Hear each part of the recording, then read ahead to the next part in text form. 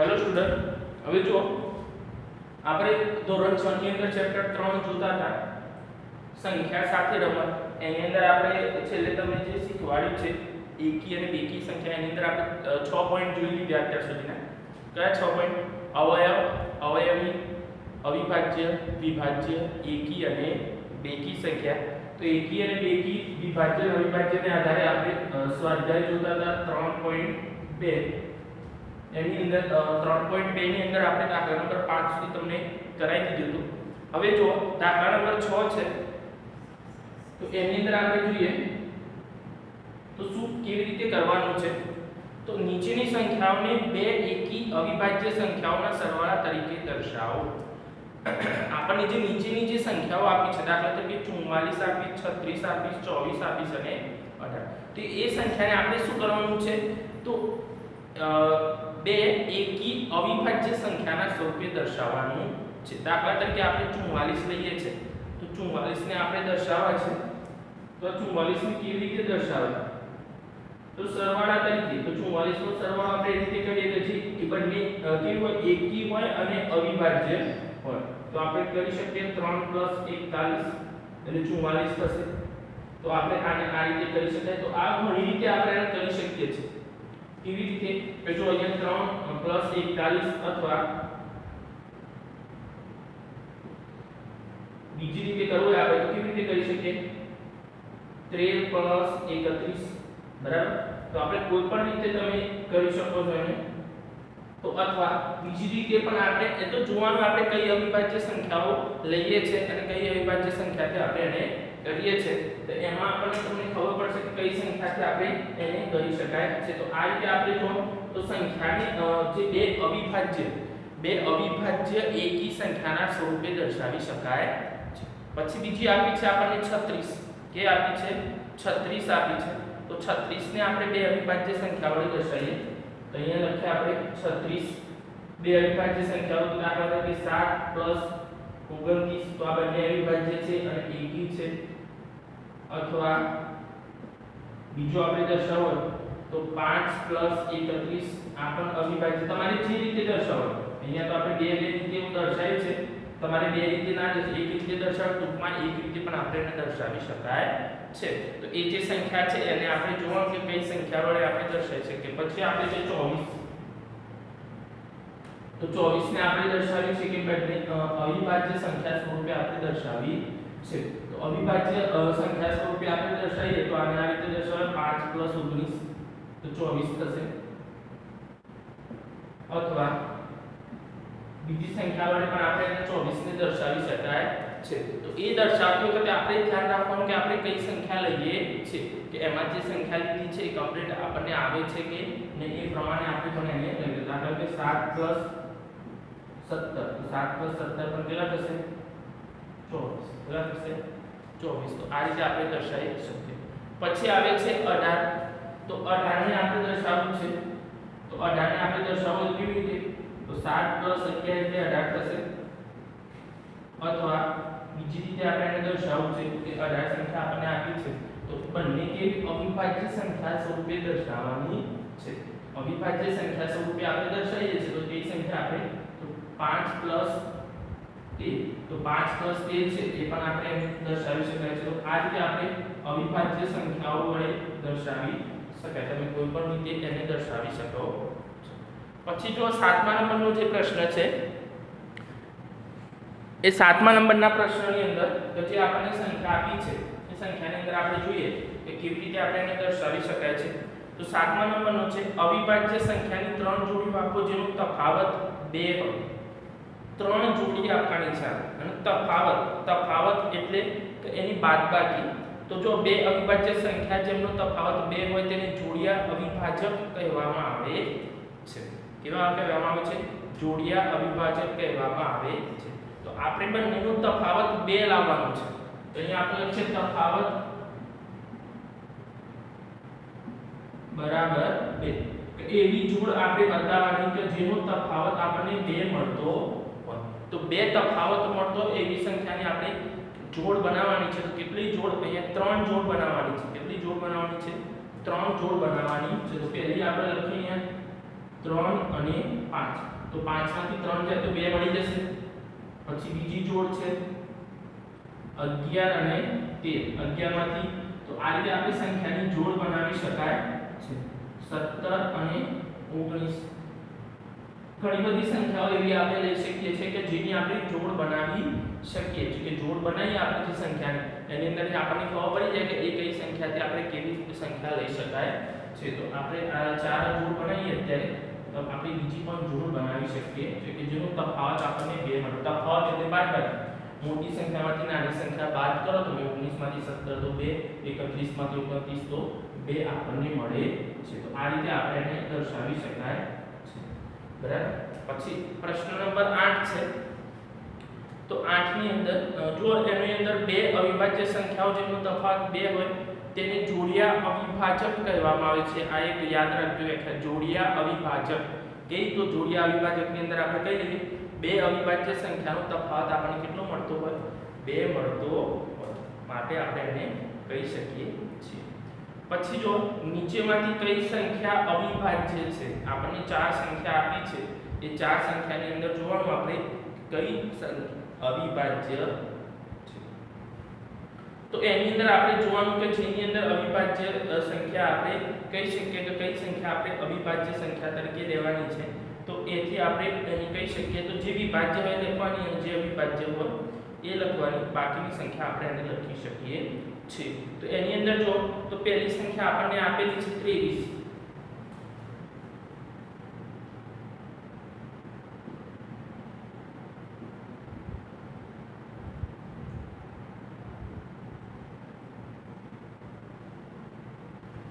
તો 23 જે છે એ 23 કેવી છે તો અવિભાજ્ય સંખ્યાઓ લખવાની 23 એ અવિભાજ્ય સંખ્યાઓ તો એના વડે કે જે સંખ્યા આપણે અવિભાજ્ય અને અવિભાજ્ય સંખ્યાની અંદર આપણે કેવી તો જેના અવયવ આપણને અવિભાજ્ય એટલે જેના અવયવ આપણને 2 મળતા તો એ જે સંખ્યા 23 એ કેવી છે તો 23 અવિભાજ્ય છે કેવી છે અવિભાજ્ય પછી b તો b માં કઈ છે તો 51 કઈ છે 51 તો 51 એ વિભાજ્ય છે કેવી છે વિભાજ્ય કેવી રીતે 17 દરી 51 એટલે આપણે અહીંયા લખી શકીએ વિભાજ્ય જે વિભાજ્ય છે વિભાજ્ય લખીએ જે અવિભાજ્ય છે ને અવિભાજ્ય આપણે સંખ્યા તરીકે દર્શાવવાની છે પછી આપણે જે સંખ્યા આવે છે બરાબર તેની અંદર આપણે જોવાનું કે જે એમાં વિભાજ્ય હોય વિભાજ્ય અને અવિભાજ્યથી અવિભાજ્ય આપણે દર્શાવી શકીએ પછી આવે છે 37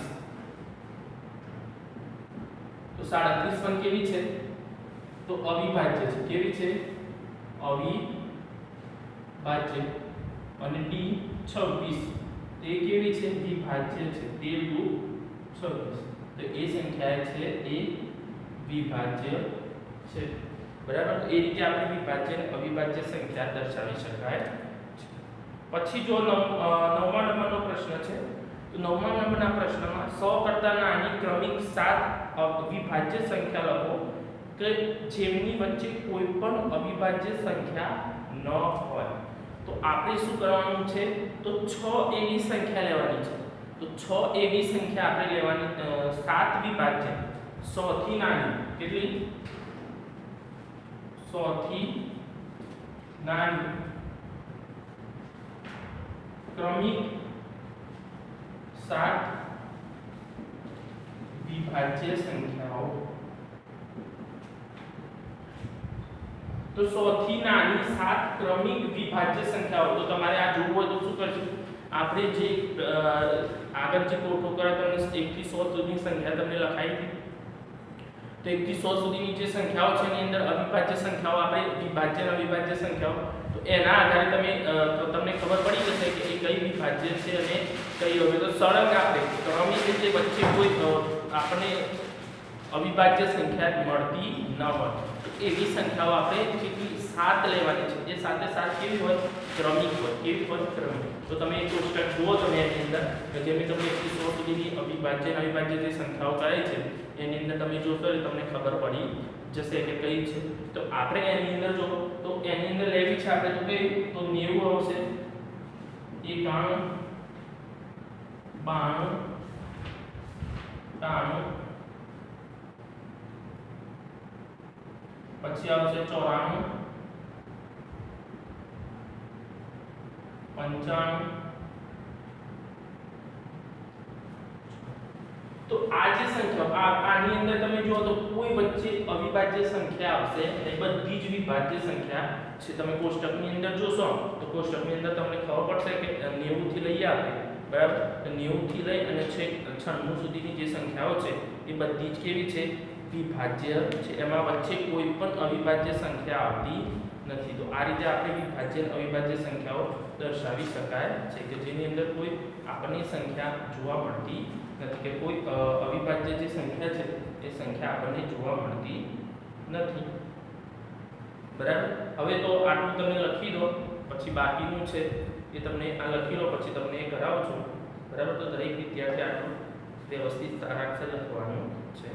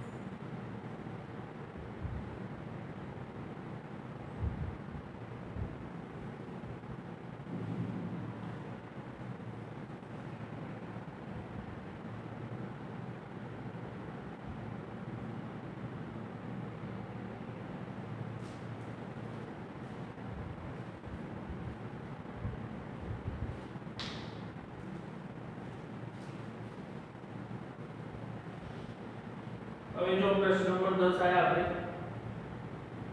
તો ધ્યાન આપો દરેક વસ્તુ તમને દરેક દાખલા વિભાજ્ય વિભાજ્ય વિશે ખબર પડે આગળ પણ તમારે કામમાં આવશે આ બધું કે વિભાજ્ય સંખ્યા કઈ અને અવિભાજ્ય સંખ્યા કઈ એકી સંખ્યા બેકી સંખ્યા દરેક વસ્તુ અવયવી અત્યારે તમે પણ હમણાં તમને 7મા ની અંદર 8મા ની અંદર દરેક જગ્યાએ 9મા 10મા ની અંદર પણ આ તમારે કામમાં આવશે એટલે યાદ રાખવાનું છે ધ્યાન રાખજો વ્યવસ્થિત રીતે સારા અક્ષરે લખવાનું જાતે પ્રયત્ન પ્રેક્ટિસ વારંવાર કરવી પડશે આની અંદર બરાબર હવે જો 10મા નંબર નીચેની દરેક સંખ્યાને 3 એકી અવિભાજ્ય સંખ્યાના સરવાળા તરીકે દર્શાવો નીચેની તો જો દરેક સંખ્યાને 3 એકી અવિભાજ્ય સંખ્યાના સરવાળા તરીકે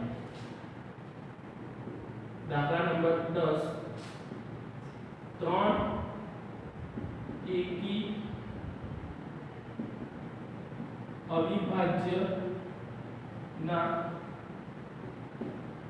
સરવાળા તરીકે બરાબર તો 3 એકી અવિભાજ્ય 3 એકી સંખ્યા લેવાની અને એનો સરવાળો અહીંયા જે સંખ્યા આપી છે એ સંખ્યા થવી જોઈએ કે 3 આપણે એકી સંખ્યા લઈએ તો એ સંખ્યા આપણે મળવી જોઈએ કે 3 ની 3 ની અંદર આપણે જોઈએ કે એની અંદર એકી પણ હોવી જોઈએ અને અવિભાજ્ય પણ હોવી જોઈએ આ યાદ રાખજો તમે તો એની અંદર આપણે પહેલી આપી છે 21 હવે 21 ને આપણે દર્શાવી છે એ સંખ્યાને કે 3 સંખ્યાની અંદર આપણે દર્શાવી છે કે 3 સંખ્યા આપણને આપેલી છે તો 21 ને અહીંયા આપણે દર્શાવીએ 21 બરાબર 3 + 5 અને 8 થશે પ્લસ અહીંયા લખ્યા આપણે 13 તો આ 3 ને 3 નો સરવાળો જો તો 13 અને 5 બરાબર તો 13 અને 5 18 18 ને 3 21 3 ને 3 જો તો 3 ને 3 અવિભાજ્ય છે અને 3 ને 3 કેવી છે એકી સંખ્યાઓ છે કેવી છે એકી સંખ્યા છે તો આપણે આ રીતે એને દર્શાવી શકાય છે પછી આપે છે આપણને 31 ને દર્શાવે તો એમાં પણ જો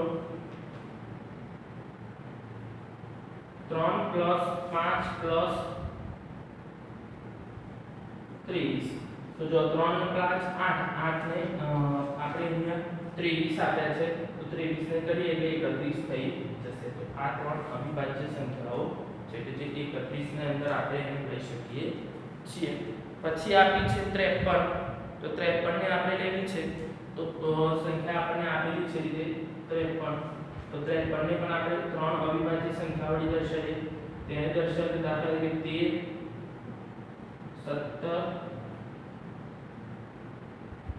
17 13 અને 17 આપણે લીધી તો 30 30 ને કેટલા લેશે 23 તો જો આ સંખ્યા આપણે લીધી છે એ ત્રણે જે સંખ્યાઓ આપણને આપી છે 13 અવિભાજ્ય 17 અવિભાજ્ય 23 છે ત્રણ નો સરવાળો કરે તો 7 નો 3 10 નો 3 1 નો 2 વધી 1 2 3 4 ને 5 એ આવશે તો આ રીતે આપણે સંખ્યા દર્શાવી શકાય છે પછી આપણને આપી છે 61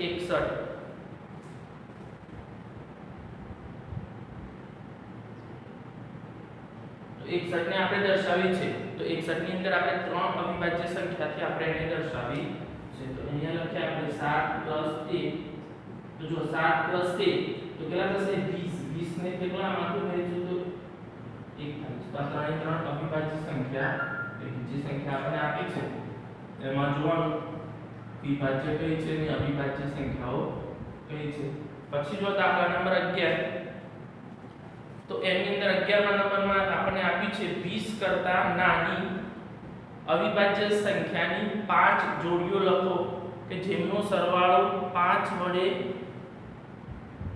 ભાગી શકાય તેવો હોવો જોઈએ દાખલા તરીકે અહીંયા જો તો આપણે 20 થી નાની લખવાની છે તો જેનો સરવાળો થતો હોય અને એને આપણે 5 વડે નિશેષ ભાગી શકીએ છે તો એવી 5 જોડી આપણે દર્શાવવાની છે કેટલી જોડી દર્શાવવાની છે 5 જોડી 20 થી નાની અવિભાજ્ય સંખ્યાઓ લેવાની છે 20 થી નાની અવિભાજ્ય સંખ્યાઓ લેવાની એવી 5 જોડી આપણે બનાવવાની છે તો 20 થી નાની અવિભાજ્ય સંખ્યાઓ લેવાની આપણે તો એ સંખ્યાની અંદર ધ્યાન રાખવાનું એનો સરવાળો કરવાનો અને સરવાળો કરીએ અને એને આપણે 5 વડે નિશેષ ભાગી શકાય એવી સંખ્યા દાખલા તરીકે અહીંયા આપણે લઈએ છીએ 3 + 2 કેટલા લઈએ 3 + 2 અથવા 2 + 3 કોઈ પણ સંખ્યા આપણે લઈએ 2 લઈએ એટલે નાની સંખ્યા લઈએ 2 + 3 બરાબર 5 તો 5 ને 5 વડે ભાગાકાર કરીએ તો જવાબ આપણને મળી જશે પછી બીજી કોઈ સંખ્યા આપણે નક્કી કરો કે જેને આપણે તમે એને 5 વડે નિશેષ ભાગી શકાય છે તો 5 વડે નિશેષ ભાગી શકાય તો 2 + 13 બરાબર કેટલા થશે 15 તો 15 ને પણ આપણે 5 વડે ભાગી શકીએ પછી આપણને જો ત્રીજી છે 3 + 7 બરાબર કેટલી આવશે 10 તો 10 ને પણ આપણે 5 વડે આ બંને અવિભાજ્ય સંખ્યાઓ છે ધ્યાન રાખજો કે આપણે અવિભાજ્ય સંખ્યાઓ લેવાની છે શું કરવાનું છે અવિભાજ્ય સંખ્યા લેવાની છે પછી જો 7 + 13 એ પણ કેટલા થશે 20 એને પણ આપણે ભાગી શકીશું તો એવી સંખ્યાઓ આપણે લેવાની છે કે જેની સંખ્યાથી આપણે એને ભાગી શકાય છે એ જે સંખ્યા લઈએ બરાબર પછી આપણે લઈએ 11 + 19 બરાબર આ બધી સંખ્યાઓ 5 15 10 20 30 આ દરેક સંખ્યાને આપણે કેટલા વડે ભાગી શકીએ છીએ 5 વડે નિશેષ ભાગી શકાય છે કેટલા વડે 5 વડે નિશેષ ભાગી શકાય છે તો આ રીતે આપણે જે સંખ્યાઓ અવિભાજ્ય સંખ્યાઓની જોડ બનાવવાની છે તો ધ્યાન રાખવાનું તમારે દરેક વિદ્યાર્થી કે આપણે કેવી રીતે તેને જોડ બનાવી શકાય છે પછી આપણને આપ્યું છે ખાલી જગ્યા પૂરો તો ખાલી જગ્યા પૂરોની અંદર જો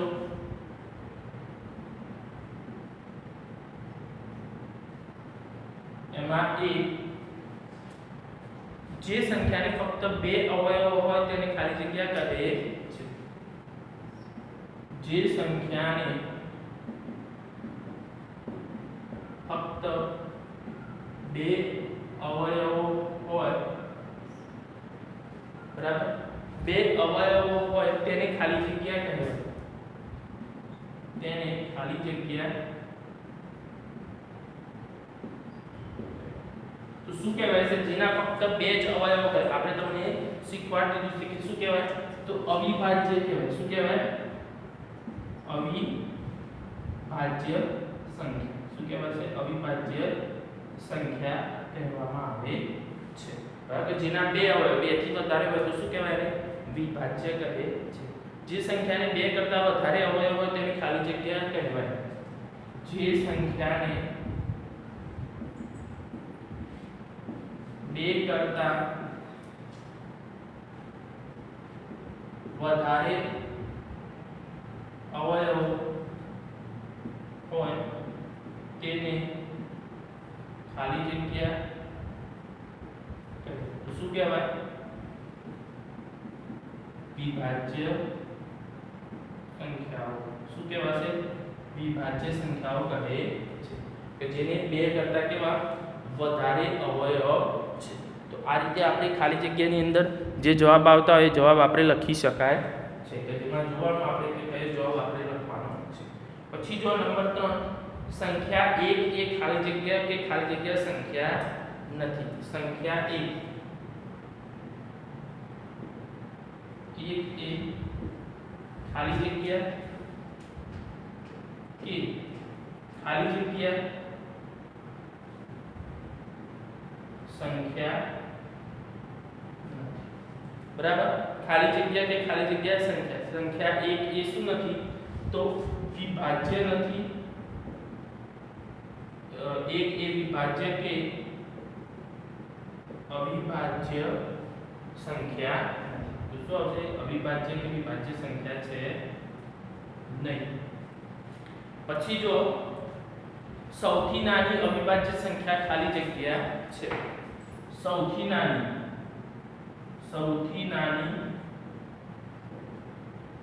અવિભાજ્ય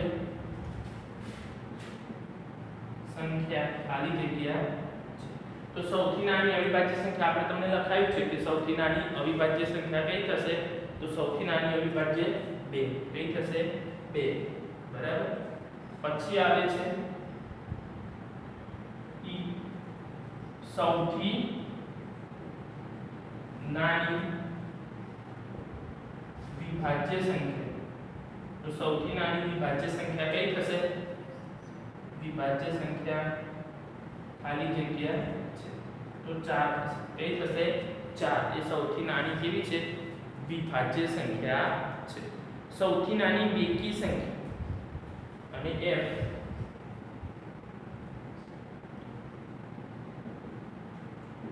સૌથી નાની બેકી સંખ્યા ખાલી જગ્યા છે તો કઈ આવશે? અને સૌથી નાની એકી કીધી હોય તો કઈ આવે? 1 આવશે. કઈ આવશે? 1 આવશે. બરાબર. તો આ રીતે આપણે અહીં ખાલી જગ્યાના જવાબ જે આવતા રહે દરેક પદ્ધતિને આપણે વિભાજ્ય અવિભાજ્ય સંખ્યાની જે પણ આપણે આવતું બરાબર એ તમને સ્વાધ્યાય 3.2 ની અંદર આપણે દરેક વસ્તુ તમને શીખવાડી દીધી. તમારે આની વારંવાર પ્રેક્ટિસ કરવાની છે અને પ્રેક્ટિસ કરવા માટે વારંવાર પ્રેક્ટિસ કરવા માટે તમારે એને વારંવાર ગણવા પડશે. જો તમે એને શીખવો હોય સરળતાથી તો તમારે એને સ્વાધ્યાય પોથીની અંદર આપણને આ રીતના દાખલા આપેલા હોય તો દાખલા તમારે જાતે ઘરે પ્રેક્ટિસ કરવાની છે. તમે પ્રેક્ટિસ કરશો વધારે એમ તમને સરળતાથી દાખલા ગણી શકાશે. તો દરેક વિદ્યાર્થીએ વ્યવસ્થિત સારા અક્ષરે જે તમારો ચોપડો હોય ગણિતની એની અંદર લખવાનું છે અને એને વ્યવસ્થિત રીતે અને સ્વાધ્યાય પોથીની અંદર જે રીતના હું અહીંયા દાખલા કરાવું બરાબર એ જ રીતના તમારે દાખલા સ્વાધ્યાય પોથીની અંદર હોય તો તમારે એને પ્રેક્ટિસ કરવા માટે એને ગણવાના છે. બાકીનો હવે જે 9 પોઈન્ટ આવે છે બરાબર સંખ્યાની વિભાજ્યતાની ચાવીઓ એ આપણે નેક્સ્ટ લેક્ચરની અંદર જોઈશું.